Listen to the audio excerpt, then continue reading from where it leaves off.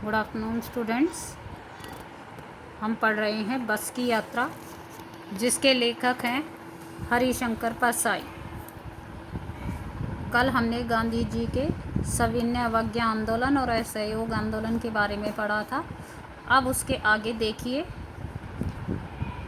क्योंकि हर हिस्सा दूसरे से असहयोग कर रहा था और पूरी बस जो थी वो सविनय अवज्ञा के दौर से गुजर रही थी। यानी बस जो थी वो ड्राइवर की यानी चलाने वाले की किसी आज्ञा का पालन नहीं कर रही थी। यानी अगर दाएं को स्टीयरिंग घुमाओ तो बस बाएं भाग रही थी, या पूरी तरह से ठीक तरीके से दाएं नहीं जा रही थी, या कुछ इस तरह का ही लेखक यहाँ पर बताना चाहते हैं।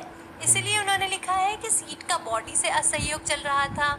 यानी बस की बॉडी अगर अपनी जगह थी तो सीट हिलडुल रही थी, और सीट अगर अपनी जगह फिक्स हो जाए, अपनी जगह रुक जाए, तो बॉडी हिलने डुलने लगती थी। यानी बस का ढांचा हिलने डुलने लगता था।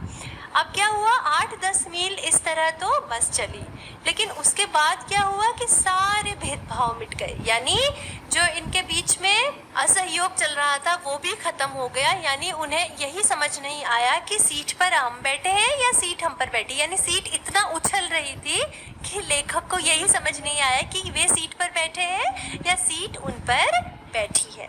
आगे बढ़ते हैं। फिर क्या हुआ, एकाएक बस रुक गई। मालूम हुआ कि पेट्रोल की टंकी में छेद हो गया है। ड्राइवर ने बाल्टी में पेट्रोल निकालकर उसे बगल में रखा और नली डालकर इंजन में भेजने लगा।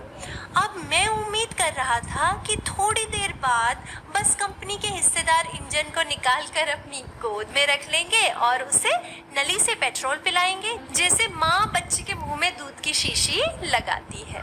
तो फिर क्या हुआ, अचानक से बस रुक गई।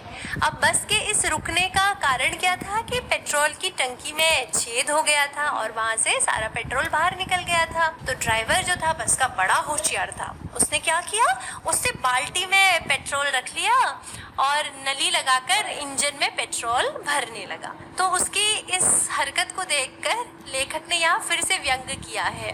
क्या व्यंग किया है, क्योंकि जब वो बस में बैठ रहे थे तो बस कंपनी का जो हिस्सेदार जो उनके साथ इस बस में सफ़र कर रहा था, उसने क्या कहा था, उसने यही कहा था ना कि बस चलेगी, जैसे चलती है वैसे ही चलेगी। यानी लेखक को यहाँ पर उनकी इस बात को याद करके कहीं कुछ दिमाग में इस तरह का आया कि उन्होंने ये लिख दिया कि बस कंपनी के जो हिस्सेदार अभी तक इस बस की इतनी सिफारिश कर रहे थे, ऐसे सिफारिश कर रहे थे मानो वो बस उनकी क्या हो, अपने बच्चे की तरह हो। तो इसीलिए जब वो उस पे पेट्रोल ख़त्म हो गया तो लेखक ने फिर यहाँ पर जोक मारते हुए या व्यंग करते हुए लिखा है कि वो तो ऐसा सोच रहे थे कि बस कंपनी के हिस्सेदार थोड़ी देर में क्या करेंगे, बस के इंजन को निकालकर अपनी गोद में रख लेंगे और उसे वैसे ही पेट्रोल पिलाएंगे जैसे माँ अपने बच्चे के मुंह में दूध की बोतल लगा के उसे दूध पिलाती है। आगे बढ़ते हैं। बस की रफ्तार अब 15-20 मील हो गई थी। मुझे उसके किसी हिस्से पर भरोसा नहीं था। ब्रेक फेल हो सकता है, स्टीयरिंग टूट सकता है। प्रकृति के दृश्य बहुत लुभावने थे।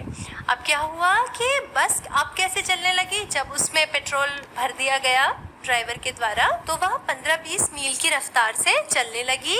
और लेखक क्या कहते हैं कि उसकी हालत को देखकर अब उन्हें पूर्ण विश्वास हो गया था कि उसका कोई भी हिस्सा भरोसे के लायक नहीं है। बस के किसी भी हिस्से में कभी भी कोई भी प्रॉब्लम या कोई भी दिक्कत आ सकती है, चाहे तो उसका ब्रेक फेल हो सकता है, चाहे स्टीयरिंग टूट सकता है या कुछ भी और बस